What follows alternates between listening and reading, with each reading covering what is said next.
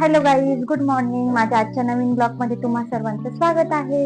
चला, तर माझं आता घरातलं सगळं आवरलेलं आहे, तर मी आता काठवर व्हिजिट देण्यासाठी चालली आहे. आद्या पण आता घरी तिच्या आजीजवळ आणि आत्याजवळ राहणार आहे. आद्या काही यायला तयार नाहीये, मी तर आद्याला काय घेऊन नाही जाते.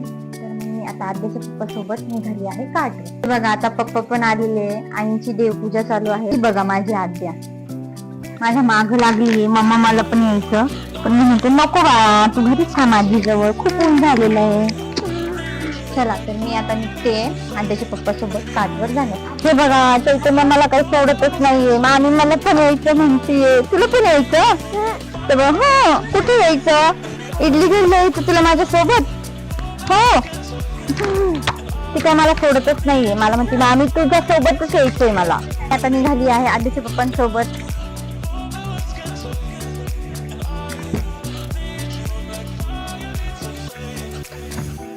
तर मी आता हडको कॉर्नरच्या काठवर आलेली आहे. काय झालंय आपण बघूया. प्रदीप साफसफाई करतोय, प्रितेश पण साफसफाई करतोय, यश पण सरांसोबत बोलतोय. तर आपण विचारूया काय चालू आहे. प्रदीप, काय चालू आहे? कसं चालू आहे? मस्त चालू आहे. मस्त चालू आहे का? तिसरं. हो, काय चालू आहे तुझं? मस्त चालू आहे. मस्त चालू आहे का? कसा गेला दिवस आजचा? चांगला गेला. चांगला गेला का? डोसे किती झाले? दिवशी 8-10 झाले. झाले का? हो. उद्या? इथल्या पण गेल्या 30 किंवा चालू आहे. चालतंय, start करा. हो. बघा, मी रील काढत होते आपली, तर आता क्लायंट चालू आहे. तर हा प्रदीप आणि प्रितेश दोघं जण हँडल करून घेतात. त्यांना ती सांगायची गरज नाही पडत, ते व्यवस्थित सगळं मॅनेज करतात. चला, इडलीचं क्लायंट आलेलं होतं, तर मग मी आता इडली काढलेली आहे. त्यांना आता मी इडली सर्व करणार आहे. मी आता इडली काढून ठेवली आहे.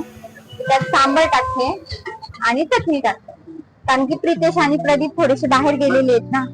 मी आता यामध्ये सांबर टाकते. सांबर म्हणजे टाकलेले अजून थोडस टाकते आणि आता चटणी टाकते.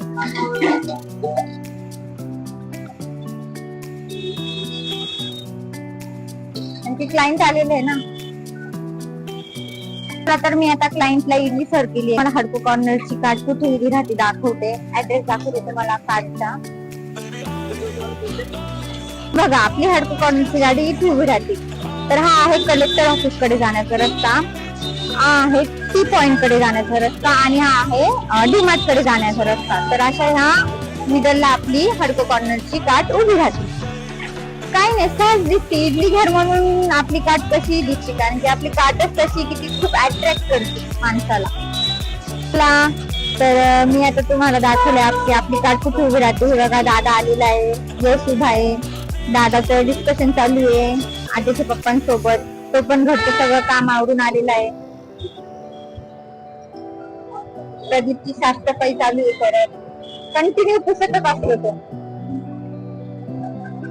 हे बघा, काठ किती स्वच्छ ठेवतो तो, कुठेच धूळ नाही दिसणार, कारण की त्याला माहितीये वहिनी आल्यावर ओरडतील, त्याच्यामुळे तो स्वच्छता ठेवतच असतो काठची. कधी येत आहे इडली घरला भेट द्यायला, लाईक करा, शेअर करा, सबस्क्राईब करा. चला तर गाईज, आता खूप वेळ पण झालेला आहे, आता मला पण घरी जायचंय. तसं हे दोघं मॅनेज करून घेतील. जायचं होतं बळीराम पाटीलला, पण आद्याचे पप्पा व्हिजिट करून येतील. आता मी इथे व्हिजिट दिले, तर ते तिकडे जाऊन एकदा व्हिजिट करून येतील. मला तसं पण मला आईंसाठी शॉपिंग करायची आहे. काल पण थोडीशी शॉपिंग केली, आज पण थोडीशी शॉपिंग करायची. त्यांना आज संध्याकाळी जायचंय ना, त्यामुळे. तर मग आपला ब्लॉग इथेच मी एंड करते. भेटूया नेक्स्ट ब्लॉग मध्ये. Have a nice day. आणि जाता जाता माझ्या चॅनलला सबस्क्राईब करून जा.